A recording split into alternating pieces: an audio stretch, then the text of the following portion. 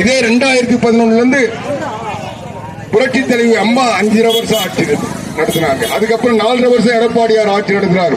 இந்த 10 வருஷத்துல மின்வெட்டு இருந்ததா? இது போல மின்சாரத்தை அப்பப்ப கட் பண்ணாங்களா? இன்னைக்கு ஒரு நாளைக்கு எத்தனை வாட்டி கரண்ட் கட்டுன்னு தெரியாத அளவுக்கு இந்த வெயில் கொடுமையோட இந்த மின்வெட்டு கொடுமை ஒரு பக்கம். தமிழ்நாடு முழுவதும் மின்வெட்டு. சரி, மின்சாரத்தை தான் தர துப்பு இல்ல, பக்கு இல்ல, ஏண்டா மின் கட்டணத்தை உயர்த்தினீங்க? புரட்சி தலைவி அம்மா ஆட்சி, அதற்கு பிறகு புரட்சி தமிழர் அண்ணன் எடப்பாடியார் ஆட்சி 10 வருஷத்துல ஒரு பைசா மின்சார கட்டணத்தை உயர்த்தணுமா? ஒரே ஒரு பைசா.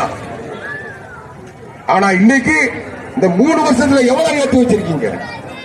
500 ரூபாய் கட்டியிருந்த கடைகளுக்கு, வீடுகளுக்கு 1500 ரூபாய் இன்னைக்கு கரண்ட் பில்லு உண்டா இல்லையா? இதுதான் விடியல் தர ஆட்சியா? இதுதான் விடியல் தர லட்சணமா? எந்த விலையை நீங்க குறைச்சிருக்கீங்க?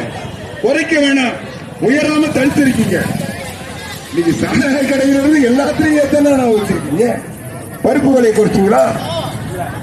இல்ல சிமெண்ட் விலையை குறைச்சிங்களா? இல்ல மதுக்கடையில குறைச்சிங்களா? எதை குறைச்சிருக்கீங்க? எல்லாத்தையும் 10 மடங்கு 20 மடங்கு உயர்த்தி வச்சுட்டு விடியல் தந்துட்டாங்களா? சொன்ன சாதனை எல்லாம் நிறைவேற்றிட்டாங்களா? சொன்ன சாதனை என்ன? மாசம் மாசம் கரண்ட் பில் எடுக்கிறேன், நீங்க எடுத்தீங்களா? எதை செஞ்சிருக்கீங்க?